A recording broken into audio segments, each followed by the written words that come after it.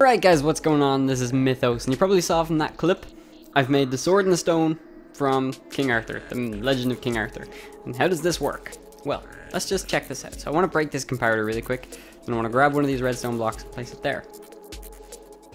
Whoops, there we go. Okay, so a lot of people on Reddit, where I originally posted this concept, said that I was using barrier blocks to hold in a mob named Dinnerbone. False, I can jump on here.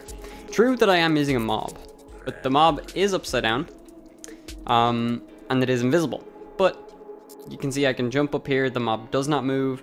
I can even punch through the sword, and nothing happens. It just looks like a regular sword stuck into the anvil, which is pretty cool.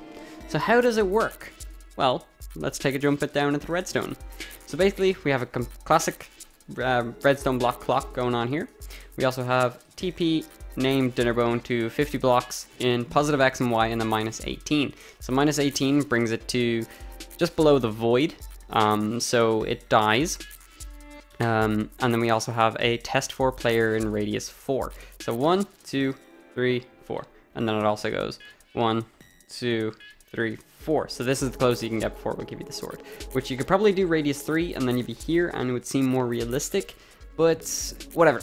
Then, when it tests for a successful player in this command block, it will output a signal into these three. What's going on here? Give player Minecraft sword, and then also tell raw, which is just the tell raw that tells you you've got the sword, which is this one here. You feel a strange force take over your body as you pull the sword from the stone. And this one here, which sets a block here to stop the clock. So let's take a look at this one more time. If we get a comparator and set it down, right, oops. Alright, let's break this block once more and place it back down. You'll see that the sword is in the stone. We'll take a look. This gives a really nice effect. I actually just want to replace these blocks. That one at least. There's a really nice effect that this gives off. The sword gets pulled down, which I don't know. I would have liked it to get pulled up, and I can do that by teleporting the mob up, but I think this looks really cool. I just love the way that it works, and it works really well. It's a great idea for a map if anybody wants to make a map where something like this needs to be executed.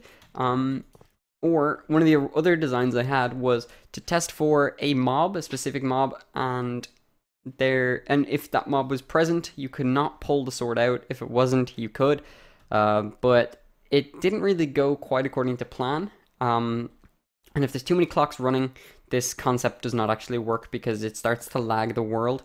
Not frame rate lag, but server lag. Minecraft runs on an internal server, in case you didn't know, and the way that the clocks work, it would lag the server internally because there'd be too many block updates going on too quickly, and the mob would start to appear.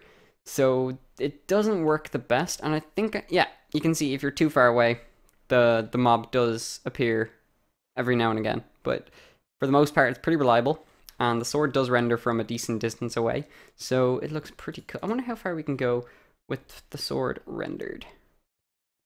It doesn't actually despawn, I think, because the mob is named Dinnerbone.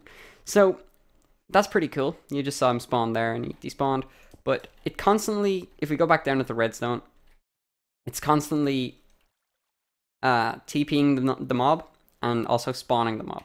So as soon as this mob spawns, it's teleported and it's spawned with an invisibility tag, so the sword will remain there, but the mob won't. So the mob, if it didn't have the invisibility mob, it would flash, or tag would flash really quickly and you'd be able to see it. So anyway, I thank you guys so much for watching, and I actually had to make a new redstone world for this to work. I want it anyway because I don't like the classic redstone ready world. I'd much rather this diorite setup right here. Looks pretty cool. But anyway, thanks for watching, and I hope you enjoyed this concept. Bye-bye.